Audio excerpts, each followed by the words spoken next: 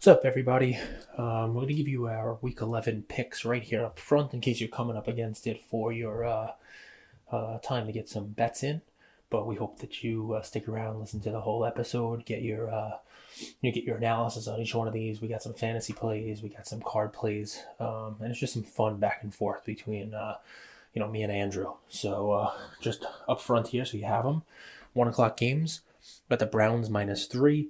We got the Saints -4. We got the Lions -1. We got the Pats -2. We got the Steelers -10.5. The Bengals +1.5. We got the Ravens -6. On your 4 o'clock games, we got the Dolphins -3.5. Take the Jets and the points +9.5. Packers +1.5, and the Vikings -7. And in your 8 o'clock night game, give me the Raiders +7.5 for your Week 11 fun. Good luck out there today, and please stick around and listen to the whole episode. Thanks, everybody. All right, Luca Nation. Happy Sunday. This is one of the famous Sunday NFL Week 11 preview, where Cage goes off and hopefully makes you guys some money, gives you guys some strategies and some games and players to look out for on this beautiful, beautiful Sunday. Cage, you mind if I talk about just something really quickly? Yeah, well, do I mind? Go for it, man.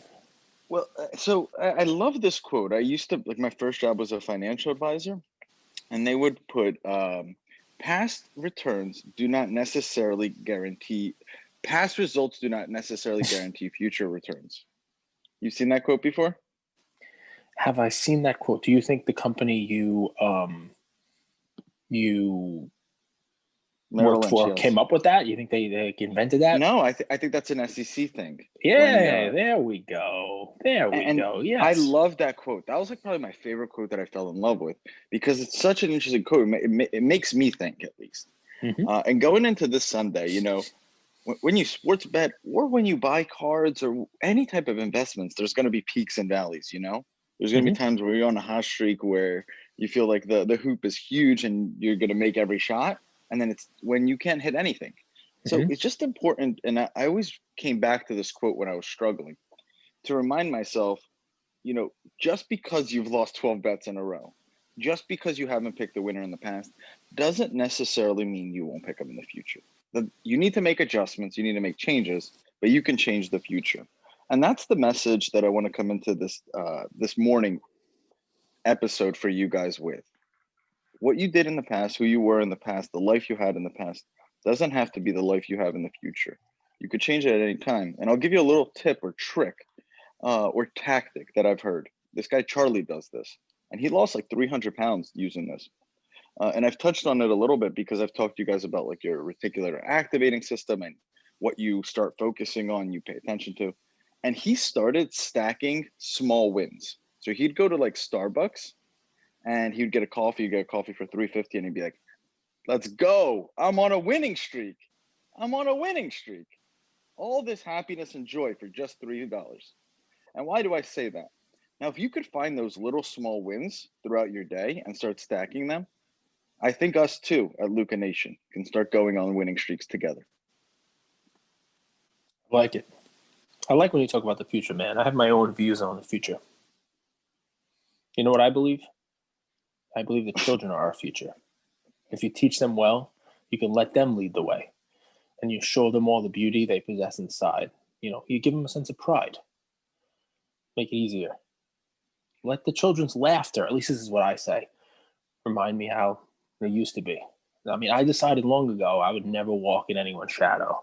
So that's my thought on the future, man. That's my thought. It's so hard to know if Cage is throwing throughout that whole thing. I'm like, wow, is Cage getting sentimental, emotional, or is he just dropping a movie quote line at me? No, it's a Whitney Houston song.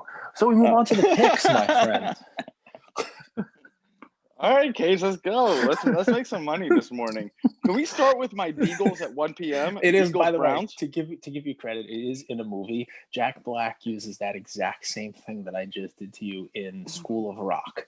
When he's trying to sound smart, he's pretending that he's educated. He's pretending to be a substitute teacher at a private school. And they're like, what do you think about this? And he's like, well, I believe the children are our future. Like he goes, and it's basically a Whitney Houston song. So it's and I'll of tell you course everyone guys, he's saying it to is like looking at like, like, do I know this? It sounds familiar. Go ahead. you grew up during the generation where it was cool to not try. Yes, and it still You is. remember that? You remember like I remember this little bit, but like when it was like, hey, do you know the answer to this? Like, I don't know. I don't know. That's Like it right. was I don't cool know. to not know. Leave me alone. Leave me alone. I'm going to detention. You just give me detention. I'm gonna hang out there. I'm gonna hang Now out it's in cool to be detention. smart, right? Like now it's cool to be like enlightened. It used to be just cool to be like, I don't know. The So it's best, I don't funny. know. I think of life in movies because obviously if you know me well enough by Shocker. now, that's my deal, right? But what you're saying right now makes me think of a horrible movie, but a great scene. It was the remake, the movie of 21 Jump Street with Channing Tatum and who's the fat kid? Jonah Hill, Jonah right? Hill. Right. So So and of good. course That was actually a the really good comedy. but remember, like they go back to high school. They go undercover as high school, Hmm. and of course, Channing Tatum is like, "I'm gonna love this" because he remembers going to high school. He had like an eye rock, and he goes back to high school with Jonah Hill, who hated high school because he's a nerd. And when they go back, Hill is like killing it, and Tatum is like, he's like the Cro-Magnon man that everyone hates because he's not empathetic. Like he's got the backpack wearing it with one strap instead of two, like the nerds. And like Jonah Hill's like, I went to school at the wrong time because now everybody's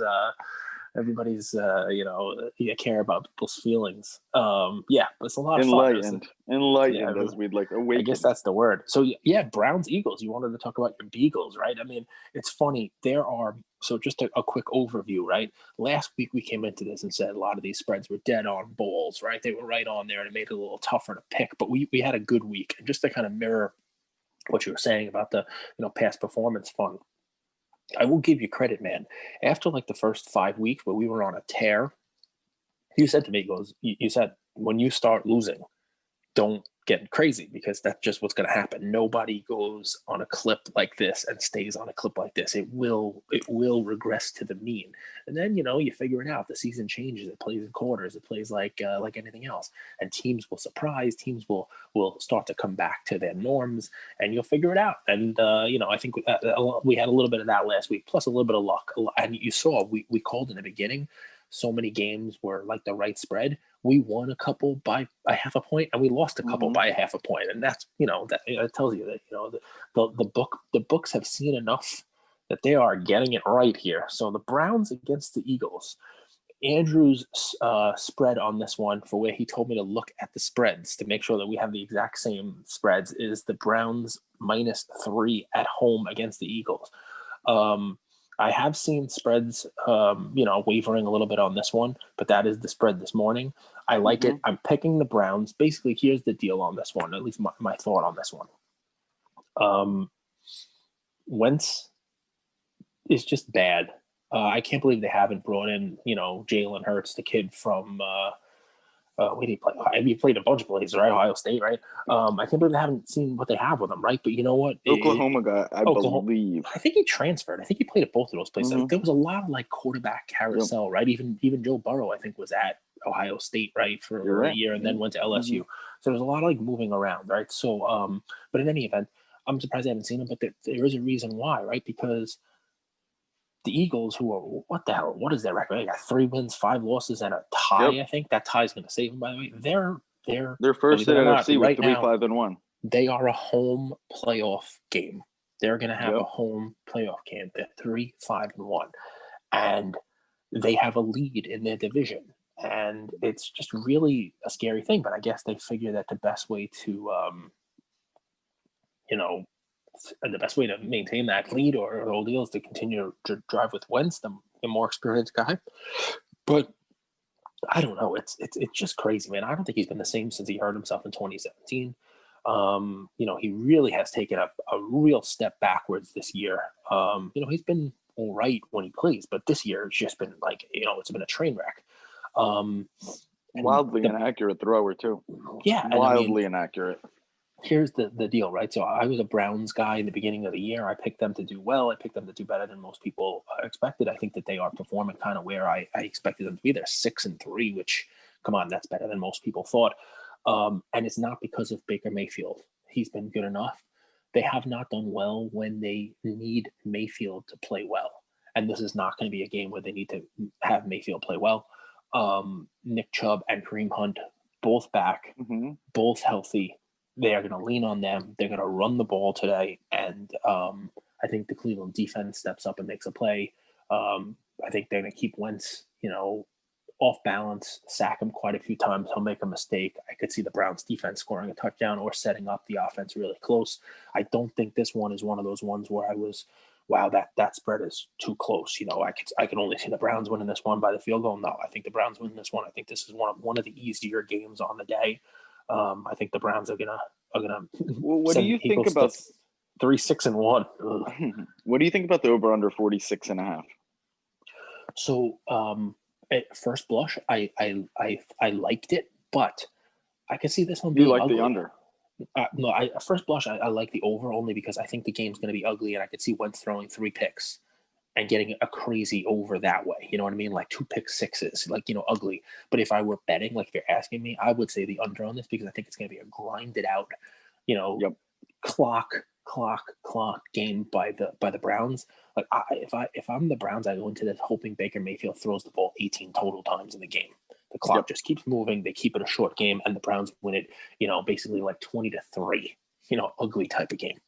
One of the things with betting NFL totals is it's really hard to predict those interceptions and fumbles. An Yep. interception or a fumble when you're on the opponent's 5 yard line, Yeah. that's an over killer. Yep. But a pick six is an over dream where it's kind of the same thing, and you can't predict that. Yep. And just putting that aside, I think this is a gift to bet the under. Mhm. Of course, the turnovers and the wildly inaccurate quarterbacks, there's a ton of chances for pick sixes on both teams, but I just see a ground and pound type of game. The quarterbacks aren't very accurate. OBJ is out of the game. Jarvis Landry has brick hands. I just don't see a lot of talent to get the over unless the defense really sets them up. So I Funny, really like the under. I don't think they need to go with Landry, but I know you're not a Landry lover or any of the brick hands guy, and maybe it's just a volume thing. But I saw a stat about him. I forget it was 6'7". I don't know if it was he has 600 catches in his first 7 seasons or 700 catches for 6 seasons. It makes more sense 600 in his first 7. Like he's the fastest one to do that since like Jerry Rice or somebody. So I know he's brick hands, but I did see a stat last week. He had, he was one of the fastest to get to a pretty big milestone on receptions. So, you I'll know, tell you just while we're doing this. mhm. This is how I filter. I always like to pass the eye test and then see if there's stats that support the eye test. But there's a ton of stats out there. You could make data do dances for you. Whatever you want, you could prove with data. Mhm. But you have to actually have the eye test and watch to contextualize that data, right? So, Right. for example, if he has 600 catches in the first 7 seasons, That's what but it that's is. Yeah. because he was the only wide receiver on the Dolphins, so they were throwing the ball a ton to him. Plus, they were playing from behind, so Fitzpatrick was throwing a ton of balls to him. Plus, they were playing against soft defenses. Then you could contextualize it, be like, well, it's not that he's a super wide receiver. He was just playing from behind and had a ton of throws his way, and he was the only wide Yeah. receiver. Yeah. 100%. Listen, I get it entirely. Um, I bring them up all the time just to show everyone how old I am, but I won a fantasy championship once with David Carr and the Texans as my quarterback. And it was like one of these old Yahoo leagues where you got a half a point for every attempt. And it was, a time where the Texans, I think, went, 1-15 or 2-14 or whatever the hell they were. And that guy was just basically throwing the ball every single play and not getting completions that often. But if you were getting a half a point for every attempt, it didn't matter. He led the league in points that year. So, yeah, I mean, first of all, check your rules. And second of all, you're 100% right. I mean, if he has the opportunity to be the only player on a bad team that's going to throw the ball all the time, I guess you could rack those numbers up. I like the games. So unlike last week, there's 7 1 o'clock games. I apologize, Yep, and 7. 4 p.m. games. A lot Mm-hmm. of interesting 1 p.m. games, and I want to go to a different one now. I want to go Titans Ravens, if that's okay Oh with man, you, Paige. you're jumping around on me, but that's fine. We could do that. I mean, I had the Falcons Saints all set up, but yeah, Let's we go can. Falcons Saints. You No, have it no, set up. no, I no, apologize. no, no, Come no, on. dude, come on. Listen, let's do it. I have all these Blind games picked. blind man Jameis Winston starting at quarterback. I'm No, excited. listen. I think he's an upgrade over noodle arm Drew Brees. Not really. Well, so I mean, the thought on this one here is obviously he's not as good, but does it matter, right? So this was one that I gave some thought to, right? Because it's Saints -4. It's not Saints -3. It's a division What game. would you have God, made the line if Drew Brees was playing? well, that is the thing, right? And I was actually going to say that, right? You would think that the spread would be significantly more if Breeze was the quarterback, right? So then really this comes down to, right? So I think it would probably have been a 7 point spread if Breeze was the quarterback, maybe even 7.5, 8, depends on, that whole touchdown line. People like to make that, the important thing, right? And now it's 4. Does Breeze really give them that much more? Obviously, guys, he's MVP, you name it, one of the all-time great quarterbacks. I don't think that's going to make a real difference today. I think that if the Saints are smart, they run the ball, it's Alvin Kamara, and they do what they need to do. I think that they mix in both Taysom Hill and Jameis Winston. If this were a game where Winston had to throw and they had to lean on him, I'd be a lot more, scared. But you got a 7-2 Saints team against a 3-6 Falcons team that has just not looked right. So look, Jameis Winston, let's hope they don't have to rely on him. Cutting for the Falcons. So by the way, guys, my pick here is the Saints -4, but cutting for the Falcons, they are coming off a bye. You would Okay, think that that's a big deal. yeah, I mean, you would think that their team would be, prepared for this game. Matt Ryan would be healthy. Match that against the fact that Breeze is out. And really what you have here, I mean, look, it's not that the Falcons don't have weapons, right? Gurley has looked rejuvenated. He's looked good. Julio Jones and Calvin Ridley are Mm-hmm. fantastic. But I just think that what you're going to wind up seeing here is you're going to wind up seeing the Saints turn to their running game. I don't think that the Falcons can stop them. I think the Saints cover this 4 points. This is one where I was considering the over, and it's like 50 points. It's a pretty big number. And if they do what I'm expecting them to do and run the ball, it's one that I'm going to stay away from. I was hoping it's like 49.5. I think presently it's been Yeah. coming down, and that's why. I mean, I think that this, if Breeze were playing, I think this is one where the over under might have been 54. And I still might have taken it. Mm-hmm. But On the over, yeah, yeah, because I you mean, only I bet think overs, huh? yeah, I try to, because here's the deal, right? So, and it's probably stupid, right? Because if I hate a game as an over, I should look at it as an under. But I used to bet unders a while ago, and first of all, it's just not fun. But second of all, I hate sitting there in the fourth quarter and saying, don't score, don't score, don't score. And then you get burned by like a touchdown that means absolutely nothing at all to the game. The defense lets them score, because it's better for them to get the ball back, or, they're playing the prevent Yeah. defense because the team is up by 20 points and the last touchdown doesn't matter. It's just one of those things where I'm like, oh, come It gets on. very wonky at the end of games where you could be sitting on a winner and it turned into a loser Yeah, really I mean, quickly. it happens. It's the same thing as the backdoor cover and those kind of things. But I can't tell you, every single week you hear somebody on an NFL game, whether it's on the red zone or whether it's on the actual broadcast, say, all right, well, there's only a couple people out there who care about what's going on in the game now in the last 2 minutes. The professional folks, or people in Vegas still care about that touchdown. And you're like, come on.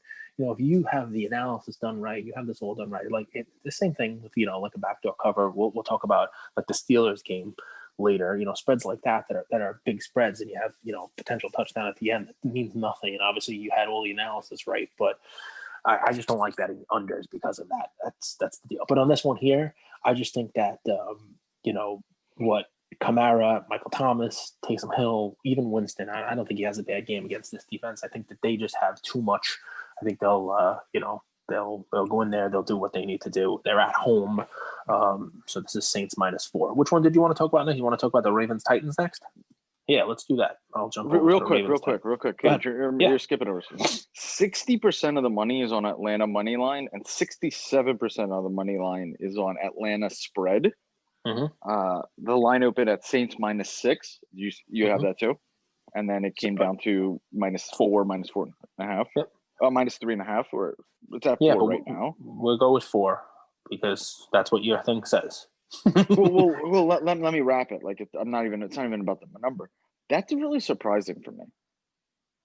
It's really surprising for me because the Saints the last few weeks have looked unstoppable on both sides of the ball, and to only have basically a pick 'em spread on neutral field, it's a scary. This is a stay away game for me. I feel like the Saints should be much higher, but it's going to be interesting. This is a stay away game. I wanted to So talk Titans Ravens. I'll tell you why it's like that, and it's great analysis that you're throwing there, and I don't know where the money is and the whole deal. So it's great stuff. It basically means everybody's picking the Falcons, and I can understand that, right? Because traditionally speaking, these two teams have played each other well.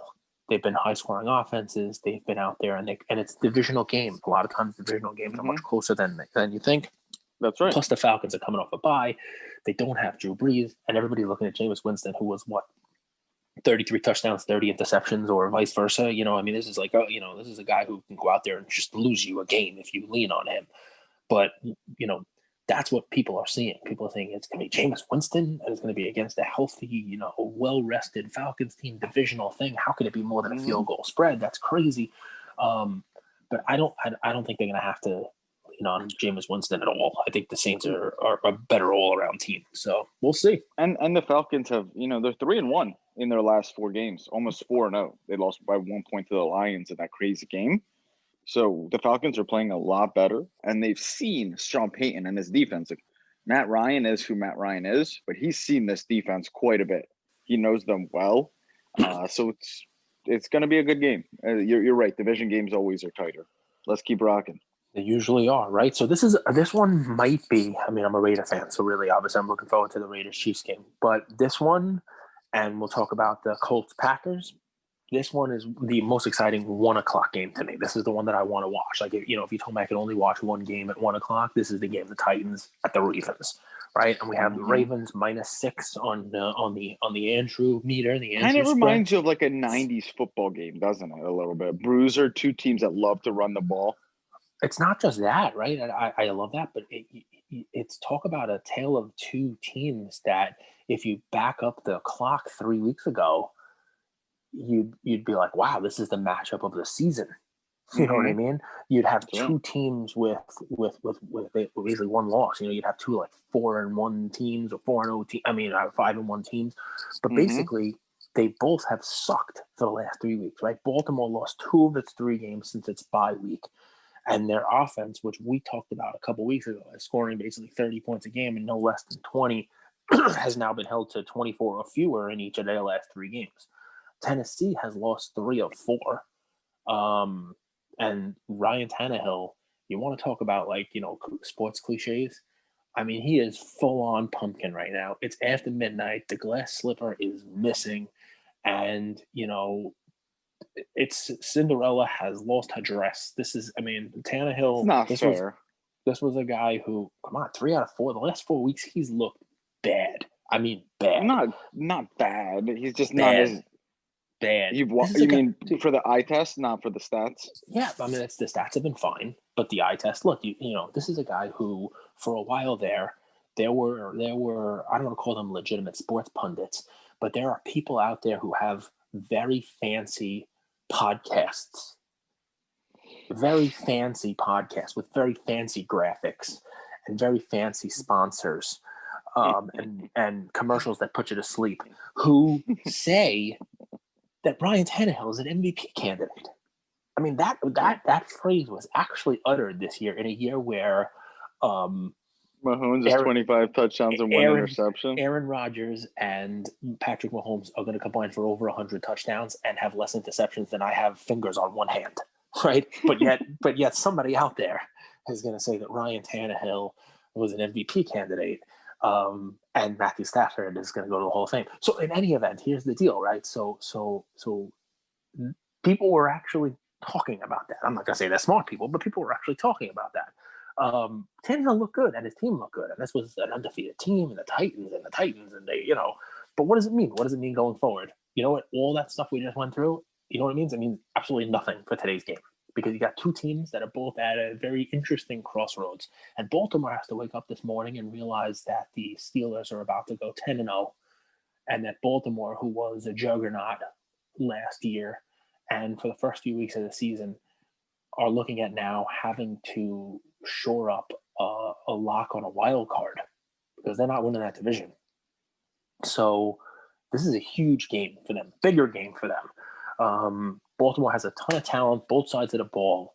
I'm sure Tennessee can, their offense can be there, but the weakness, right? The weakness that I do see here, or let's not even call it a huge weakness, let's call it the one spot of those four, offensive both sides, defensive both sides, that I think can be exploited is Tennessee's defense. I think that, there's going to be a Lamar Jackson game here. Titans defense has looked bad. They have not looked good the last couple of weeks. And I think that Baltimore's defense makes a couple plays today, and this is just one where I think the Ravens have a little bit too much for the Titans, and the Ravens are going to cover that 6 points and move to 7-3. Let me Oh, you want the other side of that? Let me contextualize it now. So you have Saints against the Falcons, right? The line on that is -4. Yep. Then you have the Ravens 6-3 versus another 6-3 team. The Ravens haven't looked good. No. And they open up at -6. Yep. That's an interesting line to me. That's very interesting. If you just compare those two, you know what I mean? Mm-hmm. So that's an interesting. I want to be on the Titans, but I think the line kind of points to a blowout. Yeah, I mean, listen, I could definitely see this one being a blowout. I can't see the Titans blowing out the Ravens, but I can see the Ravens blowing out the Titans, and that's kind of the way that I try to play these games out of my head. Like if I were playing Madden here and running through these games, I do not see a scenario where the Titans can blow out the Ravens. I can see a scenario where it's kept close. If the Titans jump out to a nice lead and the Ravens have to play, from behind and have to try to come back, I can see that. Would I have liked the spread to have been 3? Sure. But, this is one where I just think, the Ravens have too much firepower when it's all said and done. And here's the thing with the Ravens, as unimpressive as they looked, I think they looked unimpressive relative to our expectations because their 3 losses are against the Chiefs, the Steelers, and the Patriots. Yep. In no way, and Patriots on primetime in Foxborough in inclement weather. So it's not that they're losing to bad teams. They're beating everyone they should.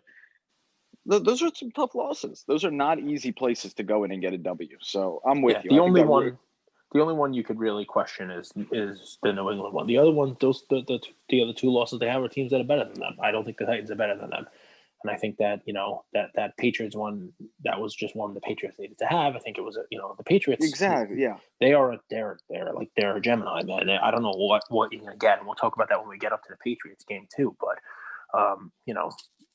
the Patriots one week look like world beaters, and the next week look like they could lose to the Broncos. That's right. Well, they did lose to the Broncos. That's why. On that note, let's talk Patriots Texans. This line jumps out. This guy jumping all over the place on me, but that's fine. Isn't that the natural progression to go right to the Patriots as we're talking about them? Yeah, it definitely is. Okay, so Patriots -2 against the Texans, right? I mean, I like that. I like 44% of the money on Patriots money line, 40% of the money on Patriots -2. It's funny. I don't know if I should be scared because everyone that I'm picking is not where the money's going. Because if you tell me that only 40% of the money is going on the Patriots -2, that means 60% of the money is going on the Texans, right? Yeah, I think they're that's delusional. math, right? This one to me was one of the easier picks of the week. The Patriots have looked bad at times, but you want to talk about a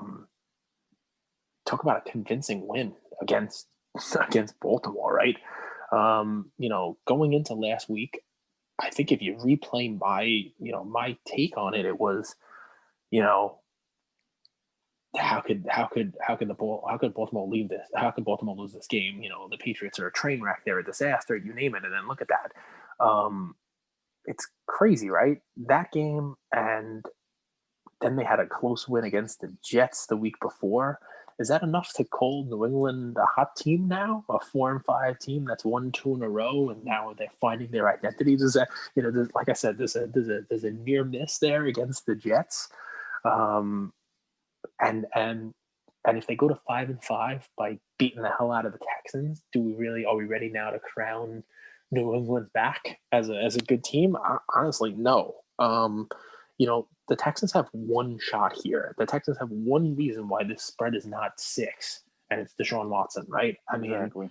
he could go out there and he could put on a dominant performance himself. He could almost will the team to to victory himself. Despite the rest of his team. But this one comes down to not Cam Newton. It comes down to not Deshaun Watson. It comes down to the fact that the Texans are awful against the run. And Newton's arm is going to be irrelevant, but his legs won't be. I think he has a rushing touchdown. I think if you're a fantasy player, I think you can lean on Rex Burkhead as a nice sleeper here today to score. I think you're going to see Damian Harris, Rex Burkhead, Cam Newton. You might see 200, 225 yards of offense, yards of rushing here from the from the Patriots. I mean, Deshaun Watson has to get the bad taste of that Cleveland game out of his mouth there. He kept them close, but his stats were pretty terrible. I mean, it was weather related. Obviously, that was that crazy, wind and rain game, real low scoring. And he has the weapons. I mean, Will Fuller is as good as advertised, and a little game within the game. Brandon Cooks is his number 2 wide receiver. That's an ex-Patriot there, so he's going to look to talk some smack against his former team and maybe put up some good numbers. That usually seems to happen, but Let me Belichick throw one thing in here. Yeah, sure, go ahead. And I don't have the stat on it. I wonder if you have the stat. How many times has Belichick lost to an interim head coach? Well, not just an interim head coach, but one of his, subordinates, one of his proteges. It doesn't happen often. And I was going to mention that. I mean, Belichick against Romeo Crennel, right? I mean, sorry to take it right out of. But no, you're 100% right, man. But I mean, I don't have the stats. I wish I did. But it's just one of those times where you just, you expect Belichick to get the better of, his former coordinator. Belichick on a pick'em versus an interim head coach. One of his coaching tree. That to me is the bet here. If they lose, they lose. I don't think the Patriots are. I don't think they have very much talent. I don't think that's a secret anymore. But I think this is a coach versus coach type of thing. Of course, the players play, and Deshaun Watson is spectacular. But I think this is one of those where you have to lay on the Patriots and just let the chips fall where they may. Why this one jumped out at me, and you're 100% right on. There are a couple of games that jump out as ones where you want to put your money. Why this one jumped out at me? I like to look for strength versus weakness. And the Patriots' strength is their running game. It's Cam Newton's legs. It's the fact that they have a multi-headed monster at running back, and they just it doesn't seem to matter who they put in there. They seem to get production out of that running back spot. And the Texans' run defense is just not good. They have decent pass rushers, but their run defense is just very, very bad. So when you're able to match your strength up against what the team's biggest weakness, I think you're just going to be the Patriots running all day today. And I think this one was, a little bit easier money. The next 1:00 game is the Lions -1 against the Panthers. Wow. This was a fun one. This is a fun one, right? I mean, this is a fun one, right? Because I'm pretty sure that this one started off with the Panthers favored by nearly a field goal. Thank you for bringing that up. That's a big deal. Thank you. But go ahead. You tell me what that means in your brain, because you are the professional bettor. I don't have a good read on the Lions. Let me take a look at the lines. You don't see this a lot, and maybe this is low volume of bets, but 85% of the money is on Carolina money line. 75% of the money is on Detroit spread -1. That's crazy, but I'll tell you. But that just might be the app. That might be the app, because you could go elsewhere and maybe the splits are a little bit different. I would lay off this game, but I don't have a good read on it, and I didn't research it. So you go ahead. No, I'm with you 100%. I mean, this one comes down to, as much as the Patriots -2 jumped out at me as one that I wanted to put money on, this is one of the few that I'm like, this one really could go either way. This uncertainty with both quarterbacks in the game, which is never a good thing to bet on, because the quarterbacks have so much control of the game, right? I mean, and because both of them going in there with question marks, it really could. It could come down to which one of these teams allows their quarterback to finish the game, because both of them coming injured, right? So Panthers quarterback Teddy Bridgewater, he actually injured a ligament in his knee during last week's loss to Tampa Bay, but it looks like he's playing. He's starting for a 3-7 Panthers team that is not going to have Christian McCaffrey. So talk about just an interesting thing, right? they played a couple games with McCaffrey. Then McCaffrey was out. Then McCaffrey came back. Now he's out again. So you got this non-continuity in their running game. Although, like I said, with Davis, they didn't really miss a beat. You add to that the fact that their running back is out. The defense now knows that your quarterback is injured, has an injured knee, and while Teddy Bridgewater is not exactly a scrambling quarterback, he does have to use his legs in situations and has been very good at that this year when they needed it to. But Matthew Stafford also was injured as well, right? So Stafford, while they're expecting him to start, he hurt his thumb on his throwing hand, which, I mean, that's never a good thing for a team to hear, that their quarterback hurt their throwing hand. So you got uncertainty with both of those guys, right? But the Lions just look like slightly a better team here. And I will tell you, the DeAndre Swift, I like the kid, their rookie running back. If you go back to week 1, so you got the Lions who are 4-5.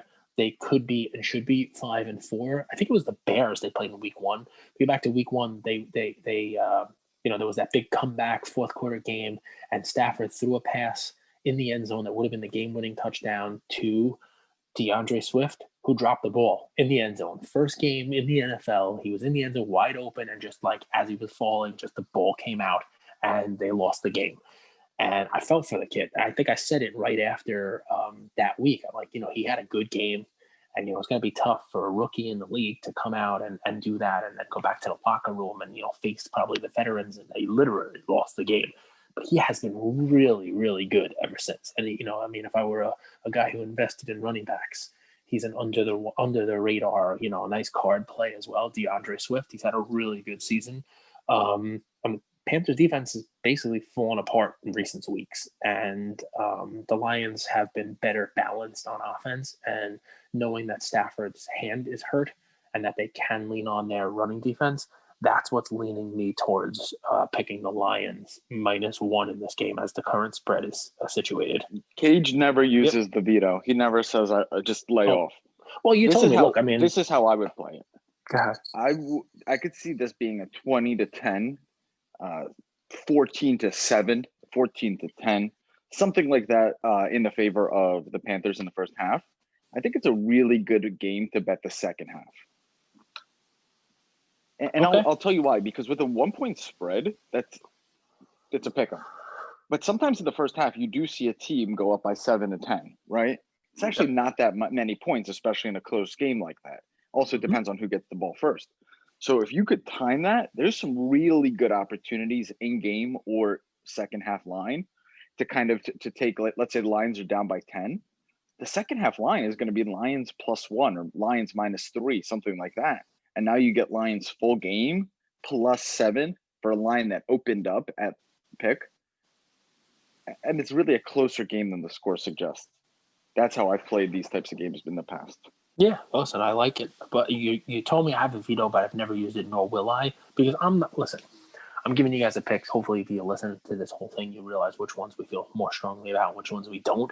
But I want to pick every game. That way I can give you, a little talk about the games, right? And something like, even though this game could go either way, and I like the Lions to win the game, you get to hear about my thoughts about DeAndre Swift, right? And, we just opened up some playoff football in our breaks on Friday night, right? We opened up a bunch of boxes. There were some cool DeAndre Swift rookie cards in there. Some of Luca Nation got some cool rookie wave from the playoff.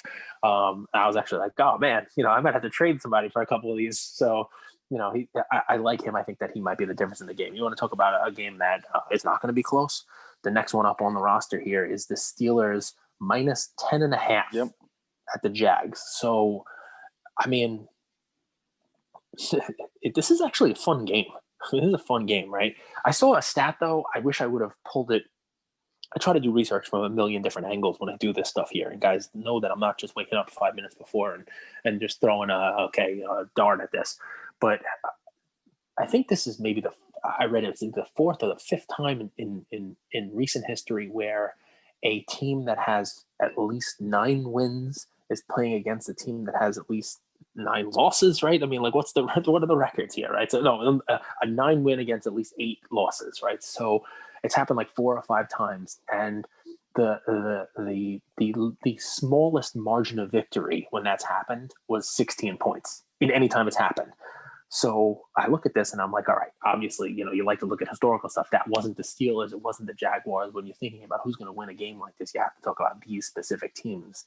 But it is telling that when this happens, when a team with this many wins plays a team with this many losses, you know who those teams are, and no team has won by less than 2 touchdowns, basically. There's 15, 16 points. So this one here, I'm picking the Steelers minus the 10.5. And Coach Mike Tomlin's been saying all the right things. Like in interviews this week, he's used the phrases trap game. He's used the phrases that we have a ridiculous level of respect for Jacksonville. He is basically telling his team, do not have that letdown game. You know what I mean? So what makes this game one of the best games of the week, right, is a couple of things. One, we haven't had a 10-0 team since 2015, right? Which is pretty cool, right? To think about a 10-0 team, right? And when that happens, you know how many times that's happened in the NFL, right? And what do we played in the Super Bowl era? We played 50 something years, right? It's only happened half the time. So 26 teams have begun a season with 10 straight wins. 6 of them went on to be undefeated for the whole season. 5 are one-loss team, 9 2 losses. The worst was the 2015 Patriots, which is the team I'm talking about. It actually went 12-4 after a 10-0 start. So it's pretty funny, right? I mean, it's a lot of stuff. I've talked about this with Jacksonville. Their best player, and guys, if you haven't grabbed his rookie yet, I talked about him beginning of the season, week 2, week 3. Grab his stuff, grab his cards for $1. I love the kid James Robinson. Love him, right? I think that an undrafted free agent signing, he has just been a real breath of fresh air. He's been a great running back, but you have a rookie quarterback, Jake Luton, starting his 3rd game here, and it's the 2nd straight week that the Steelers get to face a rookie quarterback. The Steelers just going to pin their ears back, and they're going to be blitzing. They're going to be going crazy. Jake Luton not going to know what hit him, and unfortunately for Mr. Robinson, this is not the week to be betting on him. Steelers defense is just too much. The Jaguars have nothing for them. They're not going to be able to get the ball downfield, and this is one of those weeks where I wish for the Jaguars that you had a little bit of the old Gardner Minshew magic. But could this be a game? No, I mean 10.5, right? I mean this is garbage touchdown time, right? We talked about it with betting overs versus unders. We talked about coming in here and could there be a last minute garbage touchdown? 100%. There definitely could be. Do I hope that there isn't? Yeah, yeah, because I'm picking the Steelers minus 10.5 for that half point. Is that a little scary? Sure, but I could see the Steelers winning this one by 3 touchdowns, easy. Yeah, I agree. So 1:00 games, that only leaves one more, and that is the Bengals at the Washington football team, with the Washington favored by 1.5 points. Kate, I'm kind of excited for this game. Really? You know what I'm excited for? When Washington finally comes up with a name, because it's annoying to me to keep saying Washington football team. It's come on, man. Well, you could grit your teeth, but there's 2 cool storylines. I mean, Burrow's been good this year, and he's exciting to watch, and I just like to see that team get better and better. Mm-hmm. And then you have Alex Smith, man, who overcame an insane injury, and now he's the starting quarterback, and he's playing well. He had a really good game last week, and he threw for over 50 points, or over 50 times. I think it's a cool game. I don't know why I'm excited for it, to be honest. Well, maybe it's because it doesn't happen that often that a pair of number 1 overall picks separated by more than a decade get to face off against each other. Maybe it's people who are investing money in Joe Burrow should take a look across the field and hope that Joe Burrow does not become Alex Smith. Not that he is a bad quarterback, but if you invested your money into his rookie cards, you're not looking that great right now. But this one jumped out to me as a nice, easy one for me. I mean, Burrow clearly has a bright future, and while Smith had a terrific career, I don't know what we're looking at here. This one here, I think is I don't call it a coming out game, right? But let's just throw it on the line for a cards perspective, right? Because we are a sports card podcast, right? Tua has looked pretty good. His team looked pretty good. We're going to get to Miami in a second, but right now Tua is becoming more of a hobby darling, right? He's taking a team. He's winning. He's not losing. Winning is always great, man. Everybody loves a winner. And Justin Herbert has looked the part of, Dan Marino, Joe Montana. He just looks like a quarterback who's going to be playing meaningful games in the NFL for a long time to come. He just looks the part. And while Burrow was the number one pick, Burrow's been beaten down. Burrow's on a team that's just not that good. A 2-6-1 Bengals team. But he's really, really good, right? He is a good quarterback. He stands in, he takes the hit, he makes the throws, he does everything he needs to do. But, the team just doesn't look good. This is a week where I can see that hobby love flowing back to Burrow, right? Yeah, I get some real buy-in coming off of this week because I think you're going to get the best version of Burrow. Joe Mixon's still working back from a little bit of a foot injury, right? I think that had he been there and they can lean on the running game a little bit more, then the spread would have been even more. While I think Alex Smith is serviceable and he keep the ball moving, I just think Burrow is going to have a good game. I think Burrow is the way to go here. He's getting points. This is one where if you're a betting man, you can take the Bengals money line because I think the Bengals win this game. That would be one of my more fun plays. It's not that the Bengals are great; they're not. You got a fun matchup of a 2-6-1 against the 2-7 here. Somebody's got to win this game, and I just think I think this is a game where Burrow is on the up. That takes the care two of, matchups I'm interested in. Two things I'm looking at. One, strength of schedule for the Bengals is they're the 5th hardest schedule in the league, where the Redskins have the 22nd hardest schedule. So because the record their division's pretty terrible, right? Exactly. And then, but what I am worried about is Chase Young versus that offensive line. The Bengals' offensive line has been really, really bad. That could also be the fact that they play the Steelers, the Ravens. You know what I mean? So there might be that element where they're facing really, really good defensive lines on the other end. But I am worried a little bit about Chase Young and that offensive line. So name for me another player on the Washington defense that scares you today. Well, or no just one. name for me another player on the Washington defense. No, but no one. But you know how important one Here's good the pass no one, rusher right? is. Yes. So all week, One good Burrow, pass rusher could set a whole defense up because the quarterback has no time and he's constantly under pressure by one guy. It only takes one guy, right? Aaron Donald is a great example of that. Yeah, but the Rams defense is not just Aaron Donald. Rams defense is a very good defense. So far, why you have not heard of how good Chase Young is because he is legitimately the only talent that they have there. So the Bengals will scheme for him all week. You'll probably see him get double teamed. Burrow knows to look for him. And while I'm sure he'll have a good game, and your point is 100% that he is somebody who's there, they will scheme. They'll double team him. They'll do something because they don't have to worry about anybody else.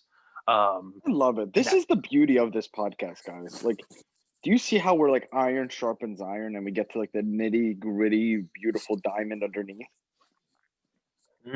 No one's ever referred to me as a beautiful diamond before. But speaking of you're a piece of coal that once rubbed together, you turn into a diamond. I don't even know what I'm saying. My coffee hasn't kicked in yet, Cage. Me neither, man. You had me early on this podcast. You had me at hello. No, 8:30 a.m. We usually start these at 9:30. You had me at hello. I love the lump of coal thing.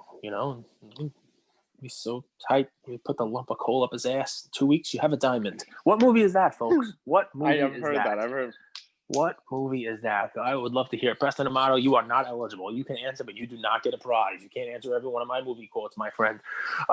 So speaking of a diamond in the rough, now a team that should start to get a little more love.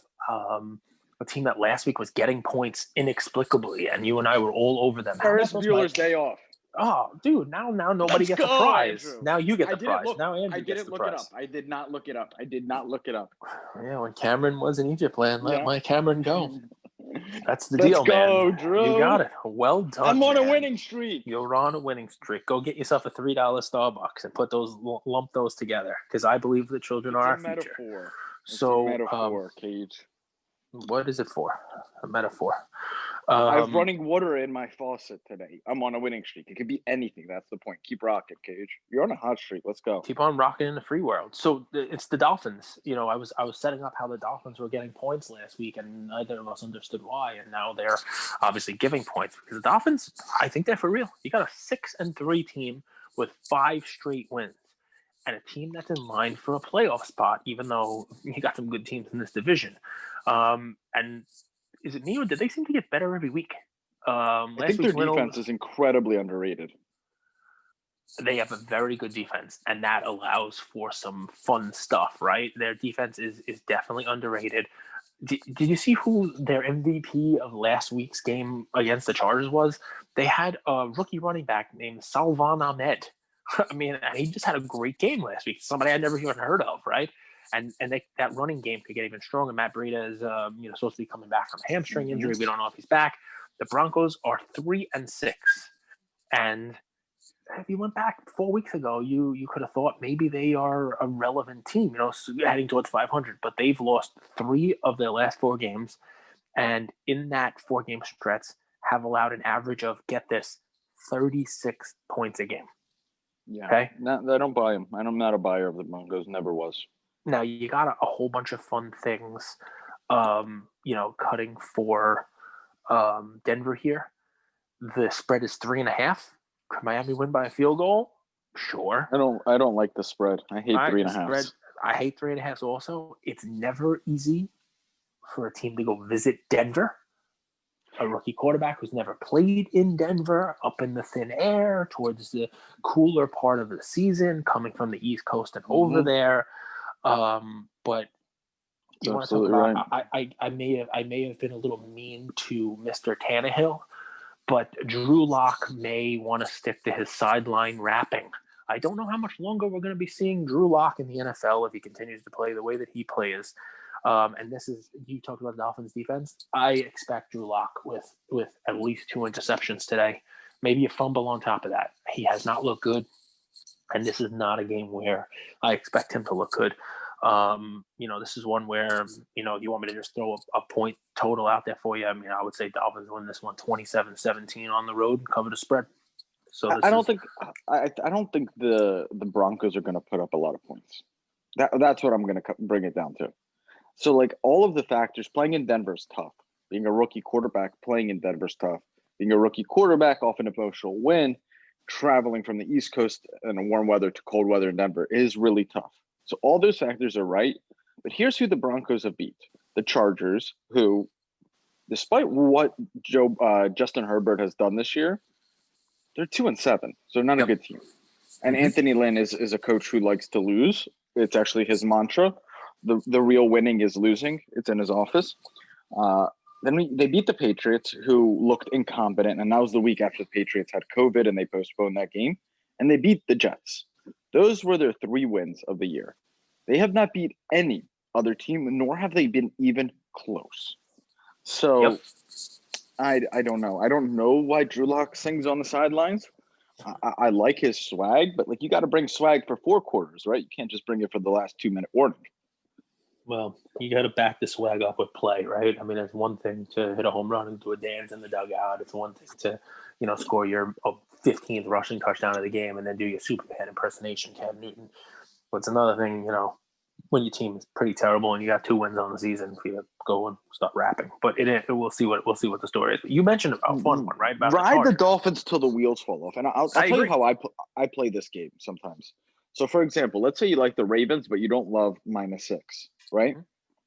I love doing money line parlays at 2 different start times, right? So, I'll give you an example. If you do the Ravens money line, you're basically just betting on them because they start at 1, and that game will be over before the Dolphins game. So you go Ravens money line, Dolphins money line, and then you could choose to even play the Broncos plus 3.5, and then you have a small middle there if you want to go that route. Listen, and who doesn't like a small middle? I've been striving for a small middle for the last decade. It just does not work. So you talked about the Chargers, right? I mean, that was a team you just mentioned there, and as good as Herbert's looked, the team hasn't looked good. That brings us to one of the more fun games for me to pick this week. It's the Jets. Whoever bets on the Chargers needs to come on our podcast and explain themselves. So I was going to ask you what you think on this one, right? And we got the Chargers -9.5, and it's funny because the spread is continuing to move bigger. It's Chargers. It was Chargers 8, Chargers 8.5, Chargers 9. Now it's Chargers 9.5 against the Jets. And here was. It's funny, right? Because I did a whole analysis on this game, and I'll go through this one with you guys. But ultimately, you know what it came down to? I actually picked the Jets getting points against the Chiefs. You guys remember that? And I was wrong, but I was wrong because of a last-minute touchdown. I was wrong because the Chiefs scored at the end of the game and covered that spread. That was one where it was like almost a 3-touchdown spread, and I was like, who the hell ever covers a 3-touchdown spread? Blah, blah, blah. The Jets are good enough to have a last-minute score here. And if I was picking the Jets with points against the Chiefs, how do I not pick the Jets with points against the Chargers? I mean, that was ultimately what it came down to. But for actual analysis, right?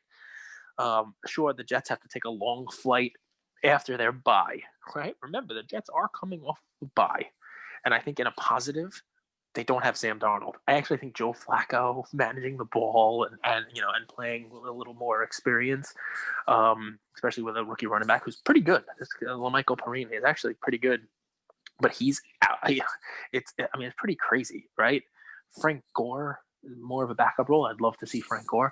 The Jets, they have enough to keep the game close. I don't think the Jets win this game, sure. But we watch the Chargers. The games that they are winning, they find a way to lose. You know what I mean? They just managed to find a way in the fourth quarter to make these games kind of close.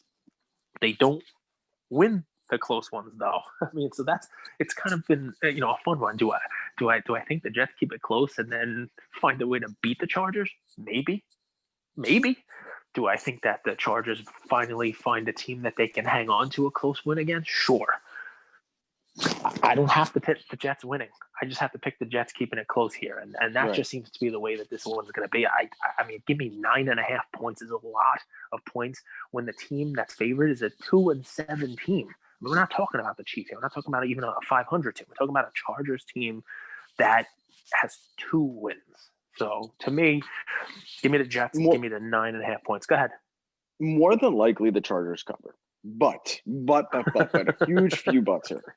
That was my rational mind. Now, Anthony Lynn versus Adam Gase. I mean, is this not a dream matchup of coaches? This is what I love. I think that they should do a Joe Rogan episode each right before this, talking about their game plan, and then we'd go head to head. Who is really the worst coach in the NFL? And let me ask you guys, would it be that surprising if the Jets beat the Chargers? Because if you think about it, right, the Chargers are trying to win. The Jets are probably trying to tank. But what would be a better storyline than the last-second loss again for the Chargers, and the Jets blow their chances at a number 1 pick? This has storylines written all over it. I love it. I'm predicting a Jets win just because of. You think the Jets actually win here? It's two negatives to make a positive, but then you multiply that by a negative. I'm confused with myself. I've run myself into a circle. No, I mean, listen, I understand what you're saying because it's a fun one, right? I mean, I like Herbert. I think he's going to have some success today. I think that their running backs are good. I just, what this came down to me was, could the Chargers win this game in a blowout? Sure. But I would have swapped this. I would have made this my primetime Sunday night game and moved the Chiefs to 4 p.m. if I was the NFL commission. No way. Mm-hmm. No way. I mean, I like this game, obviously, but no way. I mean, there's so many. And now, did you see? We'll get to the Chiefs. I would have swapped it, and then I would have put Adam Gase and Anthony Lynn as like inside the helmet, where all of us hear what they're saying all game. That's what I would. But they could also talk to each other. They could also talk to each other. Do you think the losing coach of tonight's game gets fired? Promoted. He is now the GM of that team as well. And he's on track to be the president. Of the United States? Yes. So is Anthony Lynn the president-elect? Yes. I mean, nowadays, I think anybody can call himself president-elect, but let's not get into politics. So I think you just put it. Andrew, you are the podcast extraordinaire elect. Everybody should just call himself elect from now on. So here you go. So we're good on this one. It's Jets plus 9.5. I like it. We'll see what winds up happening. So my favorite game of the 4:00 games, and possibly be a good one, right? Possibly my favorite game of the week, Colts at Packers. I mean, it's at the Colts, but it's Colts minus 1.5, Colts at home, right? So Packers plus 1.5. This is a fun one, right? I mean, it really is. You got 70% of the money on the Packers money line, 60% of the money on the Packers spread plus 1.5. Just to contextualize. we've talked about this where you don't get these things that often, and it seems like this week seems to give us quite a few of them where you have the strength against strength, right? You have a team that is strong at one part against a team's strongest part as well, right? So you got Rodgers and the Packers taking on one of the better secondaries. So the Colts, I like that they added Rivers. I like that they added Jonathan Taylor. We talked about the Colts, who are now 6-3, as being one of those teams that I could see going really far in the playoffs, and they've done nothing really to dispel that, right? And the Colts are favored in this game by 1.5. But here's where the Colts are their best: their defense. The Colts defense has been very, very impressive. They have allowed the fewest yards per game in the NFL. Nobody's allowed less yards per game than the Colts. Also allowed the fourth fewest points per game among all 32 teams in the NFL. They've limited opposing quarterbacks to a passer rating of 78.9, best mark in the league, and they have 11 interceptions.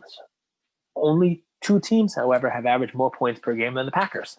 So you got the team that's giving up the least amount of yards, the fourth fewest points, lowest passer rating, but you're playing against the Packers, who have scored a whole bunch of points. And come on, Rodgers. I know that people are talking about Mahomes, and maybe it's unfair to say, hey, I expect it from Mahomes. Mahomes is almost starting to get the Trout treatment, where you could give him the MVP every year. You just look for something crazy from him, and now 25-1 is sort of normal. But Aaron Rodgers has 26 touchdowns and 3 interceptions, and has the highest passer rating in the NFL, 116.4. I love strength against strength. It's always fun to watch that, right? And this game is 100%. So why I pick the Packers and the points here? Because they have the clearest path to victory, and it's pretty easy. Just give Rodgers enough time in the pocket to find Devontae Adams. He's going to have a couple of home run throws in this game. For Indianapolis, the key is keeping those guys quiet, but keeping Rodgers on his back early and often, right? So they gotta pressure him. This is one where I just think Rodgers does enough. He's able to scramble. He's mobile enough where he's able to make the plays and take this one. The Colts, in the games where they have lost, they get knocked around a little bit. They make Rivers a little uncomfortable on offense. To say their offense and the Packers defense are not relevant, can't really say that. Obviously, this is a game about what the Packers offense can do against the Colts defense. To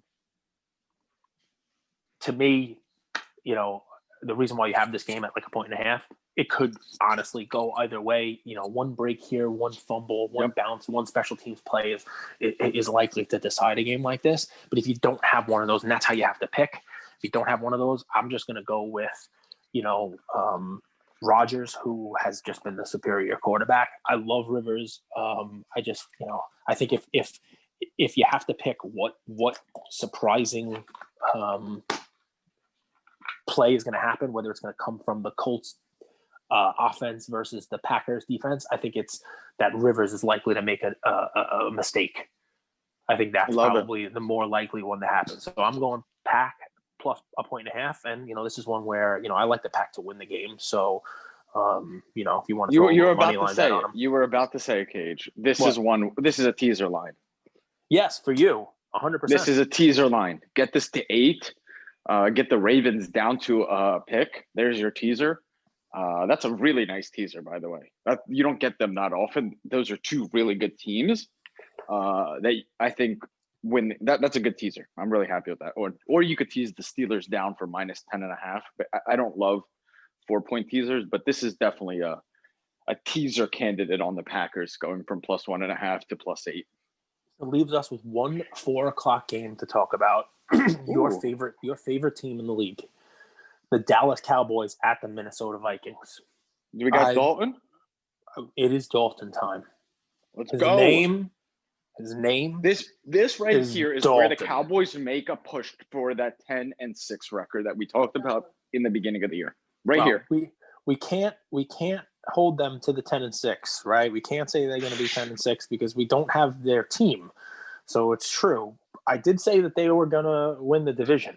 I did say that. I did say that this was a team that was still going to win the division, and to say that they're out of the running for it when they're one win behind the division leader is not Exactly. exactly Well, not and they play exactly. both of them. They play the And they Eagles still and the play them. Giants the last two games. I'm telling you what the Eagles will win that Oh, division and because they play Washington next on Thursday. Sorry. the Eagles will win that division because of that tie. It's going to come down to that tie, and I don't know if it's going to be because it's their tie with the Giants or their tie with that tie. Ultimately, Eagles will have the same amount of wins as someone else in that division, and the tie is going to be what gives them the division. It's going to be amazing. So this one here, unfortunately, while I'd love to say that Dallas is the way to go, right, and that this is they're going to get a win and they're going to move to 3-7 and they're going to be awesome here, right? I'm happy that Andy Dalton, is starting here over any of the other people that they have. You'd like to think that that's gonna be good for them. But I don't. I mean, I never really liked Dalton before. You know, You don't have but to be friends with him. just as a quarterback, I don't like him. But I also don't like the Vikings defense, right? I mean, talk about a defense that makes a quarterback look good. Dalton could have a really good game today, and you could be lulled into a sense that, hey, this guy could be all right, right? Really, what does this come down to, right? This is a game where Minnesota is clearly the better team. I could see maybe it was close if it was in Dallas, perhaps, but it's in Minnesota. This is a game where, I think Thielen has a good game. I think Justin Jefferson has a great game. Dallas stops nobody. Their secondary is terrible. If you're in a touchdown league, I expect Thielen and Jefferson to both score. That kid, Justin Jefferson, has been really, really good. I expect a whole bunch of offense from the Vikings. I'd be doing in the daily fantasy play. I'd be doing a Viking stack here. I'd throw Dalvin Cook in there, which is not saying much, right? Because he's the best running back in the league. But I think Cook has a great game. I think Thielen scores. I think Justin Jefferson has a good game, and I'm penciling this one in for the Vikings to cover that 7. Yeah, Cowboys might win, but I would lay off. Cowboys might win. So this is. You've seen weirder things happen in the NFL. Of course, and these teams remind me of each other. These are like cousins that meet on Thanksgiving. Yep, we'll give you a quick one for the Sunday night game, even though you wanted to see the Chargers in that Sunday night game. There's a fun game that Chiefs -7.5 at the Raiders tonight. Fun game. I'm a Raider fan. I'm picking the Raiders because of the 7.5. It's a division game. While I'm not going to go out there and make the bold prediction that the Raiders win. I can see them winning. They already beat this team once. They beat them in Kansas City, which is not the same as every other year with a full Kansas City crowd, but they already beat them once. And I think Andy Reid is afraid of the Raiders. I really do. I think he's afraid of the Raiders. He made up some baloney bulletin board stuff about the bus that when the Raiders beat them, they did like a lap with the team bus around the stadium, honking the horn and playing music and, doing like a victory lap. It reminds me of Aaron Judge playing New York, New York, in front of loud on like a boombox in front of the Boston, locker room, and that got Boston all fired up. You talked about this. People need a little extra to get themselves fired up for a game, and I guess that's what Reed's doing. A team as good as the Chiefs, I can't believe they need that. But you talk about some bulletin board talk, right? The Chiefs need to be mad at the Raiders and coach versus coach anger. Look, if you're asking me who's going to win the game, I most likely say the Chiefs, but I think it's a close game. I'd love to see the Raiders win this because they'd then have 2 wins against the Chiefs and only be 1 game behind them in the division. For analysis on this game, right? I mean, yeah, it's a fun one, man. A lot of things. A lot of topics, right? Like a lot of matchups that are interesting. Yeah. I'd love for you to talk about the John Gruden Andy Reid match. I think that is really, really cool. Listen, I watched John Gruden on the sidelines, and that is a handsome man. But I see him morphing. He looks like Chucky the doll. I see him morphing before my very eyes into Andy Reid.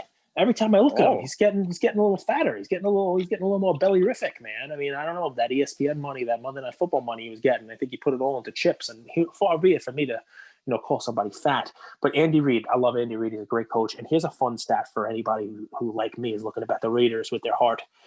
Andy Reid's coming off a bye. right? Andy Reid off a bye is a monster. Yep. Do you know what his record is in the regular season after a bye? He's 18-3. And won. Wow. 18 wins to 3 losses. And you want to talk about bulletin board stuff, right? Mahomes, Well, he stays in the office and he gets Uber Eats delivered for breakfast, lunch, and dinner, and he just schemes. Yep. Whatever he eats something. He eats breakfast, lunch, and dinner. He eats second lunch and second dinner too. But good for the guy. I might as well. I love his space mask. He looks like Darth Vader with his little shield on the sidelines. But here's a fun little storyline, right? Patrick Mahomes having a great season. Everybody wants to talk about how he's the MVP. He's great. He had his worst game of his career in Week 5 against the Raiders. Worst game of his career. And the one interception he has during the season was in that game. All right. To John Gruden? To John Gruden. Gruden didn't pick it off himself, but that would be funny because, he put on that Chucky good guy doll and come out onto the field and intercept the ball. That would be fantastic. You know what? We should do that. Gruden should do that. He should put on uniform and intercept Patrick Mahomes himself. No. I would expect Mahomes to come in with a little chip on his shoulder here. I'd expect him to come in and try to play a good game. And like I said, right, I think Kansas City, if they're smart, they run the ball. The Raiders don't have the greatest run defense. It's one where the Chiefs should win. But if they win the game 31-27, which is a clearly, doable score for this game here, especially with the high scoring that everybody expects is 2 high scoring teams. I think the over-under the last time I looked was like 57 points. So here I am saying 31-27. That's 58. I'm almost calling it to the T, right? If that's the way it ends, that's a Raider win. If the Chiefs happen to win this game by a touchdown, that's a Raider win because you're getting 7.5. I'd love to give you a bold prediction to say the Raiders win, but I would really be going with my heart here because I'm a Raider fan. But I do like them getting 7.5 points in a nice divisional game here. I think this could be an overtime game. I think this is an interesting game to sprinkle $10, $15 on the no overtime prop. But yes, you always get amazing odds on that. I think it's a field goal game. Would you consider putting this one into a tease and taking the Raiders plus 14 points? Yeah, because you could hedge it too. Like it's the night game too, which is cool. Night game gives you a lot of freedom. So you absolutely can. And then you could take the other side. I love when you're able to, for example, the Raiders go up 7-0 in the first quarter. You could probably get the Chiefs -4 in game. And then you have Chiefs -4, Raiders plus 14. You have a huge middle and you're basically guaranteed profit. I do like that. I think a lot of people are going to be putting a lot of money on the Chiefs to bail them out. There's always the bailout games. I remember the Buccaneers were -12 versus the Giants, and 90% of the money was on the Bucs, kind of the bailout primetime game. Yep. So definitely, I think it's a field goal game. I think John Gruden is an underappreciated coach. He's very smart. He coaches to his player strengths. So. All right, guys. So listen, we're glad you stayed with us. We hope you enjoy these picks. And we will talk to you later in the day, and hopefully we go undefeated on the day for you. Talk to you soon, everybody. Thank you for spending some time with us on another episode of the Lucas, Tigers, and Bronze Oh My podcast. Do us a favor and subscribe. You know what? Don't just like and subscribe. Everybody does that. If you like us, tell your friends, tell your neighbors, tell your enemies, tell everybody. And we hope you got something from spending some time with us today, and we'll see you next time. Thank you.